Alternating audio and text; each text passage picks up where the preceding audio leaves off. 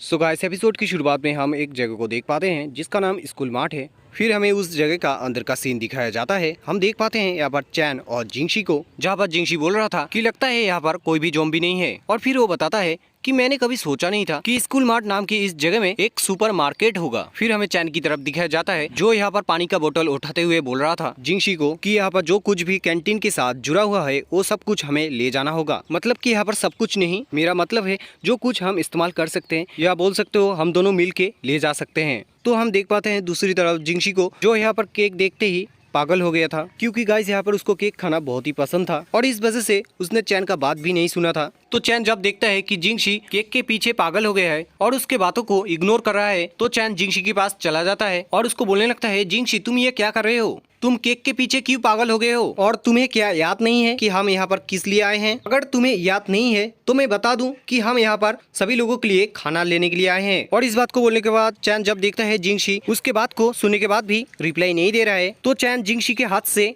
Cake उठा लेता है और सर के ऊपर उठा के रखता है जिससे कि जिंगशी ले ना पाए। और फिर वो जिंगशी को बोलने लगता है कि तुम जाओ जल्दी से और खाने का बोतल एक जगह में इकट्ठा करो और उसके साथ साथ ऐसे खाने का चीज ढूंढो जो हम ले जा पाए सबके लिए। मगर हम देख पाते हैं जिंगशी को, जो पहले की तरह ही चैन के बातों को इग्नोर करके चैन से केक लेने की कोशिश कर रहा था। मगर जब देखता है जिंगशी चैन से केक नहीं ले पा रहा है, तो जिंगशी गुस्सा होकर चैन को बोलने लगता है कि चैन मुझे मेरा केक दे दो, नहीं तो मैं तुम्हारा अंडा तोड़ दूंगा। मगर हम देख पाते हैं चैन को, जो जिंगशी का बात सुन के यहाँ पर बोलने लगता है, क्या सच में? और इस बात को बोलने के बाद आप लोग देख सकते हो स्क्रीन में कि चैन यहाँ पर क्या ही कर रहा था। और तभी हमें जिंगशी का बातें भी सुनाई देता है, जहाँ पर जिंगशी चैन को बोल रहा था कि चैन तुमने ही तो बताया था कि तुम बहुत ही अच्छे लड़के हो, तो तुम मुझे अगर ये केक दे देते हो तो मैं तुम्हें अब से अच्छा लड़का सोचूंगा। तो चैन जिंगशी का बात सुन के बोलने लगता है, मैं तुम्हारे बातों में नहीं आने वाला हूँ। और ऐसे ही वो दोनों लगे रहते हैं। और तभी हम देख पाते हैं कि केक को लेके लड़ाई झगड़ा करते हुए चैन गलती से केक जिंगशी के ऊपर गिरा देता है। और तभी हमें दिखाया जाता है जिंगशी को, जो जैसे ही देखता है कि केक उसके ऊपर गिरा है तो वैसे ही उसका कपड़ा उतार लेता है। मतलब कि जो ऊपर उसने कपड़ा पहना था वो यहाँ पर उतार देता है। फिर वो खुद को साफ करते करते चैन को बोलने लगता है, चैन तुमने अगर मुझे केक दे दिया होता तो मेरे साथ ऐसा होता नहीं।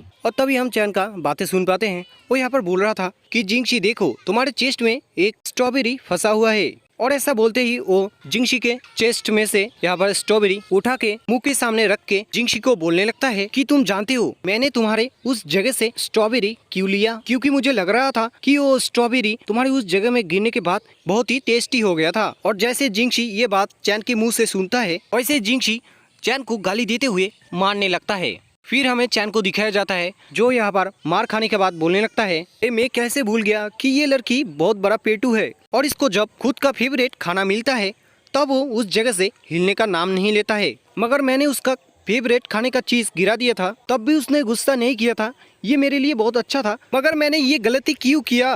मैं मजाक क्यों करने लगा स्ट्रॉबेरी को लेके? आई थिंक मेरा हालत इतना खराब भी नहीं होता अगर उसके साथ मैं मजाक नहीं करता। तो फिर हमें जिंगशी को दिखाया जाता है, जो यहाँ पर गुस्से में बोल रहा था, मैं इतना पागल कैसे हो गया और मैंने चैन को इतनी जोरों से मारा क्यों? आई थिंक ये कभी होता ही नहीं अगर मैं केक के ऊपर पागल नहीं होता और चैन को मुझे मारना भी नहीं पड़ता। मैं तो यहाँ पर चैन की मदद करने के लिए आया था ना।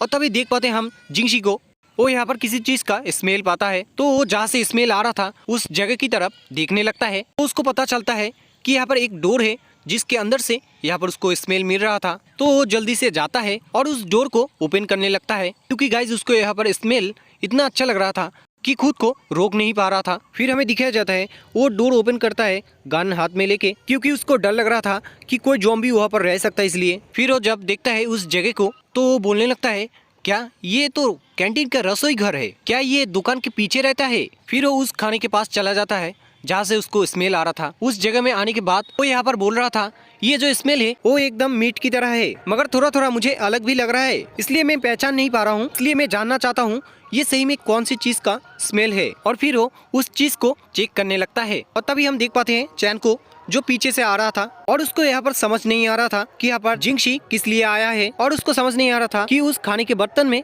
वो क्या ढूंढ रहा है। और तभी हम देख पाते हैं चैन को, जो अचानक से चिल्लाने लगता है, क्योंकि गाइस उसको आइडिया लग चुका था कि उस खाने के बर्तन में यहाँ पर कौन सा चीज है। फिर हमें दिखाया जाता है जिंगशी को, जो यहाँ पर उस चीज को देख के बोलने लगता है, अरे ये कैसे कैसे हो सकता है बोल के वो चिल्लाते हुए नीचे गिर जाता है। और इसी के साथ हमारा वीडियो भी खत्म होता है और हम लोग मिलते हैं हमारे नेक्स्ट वीडियो में।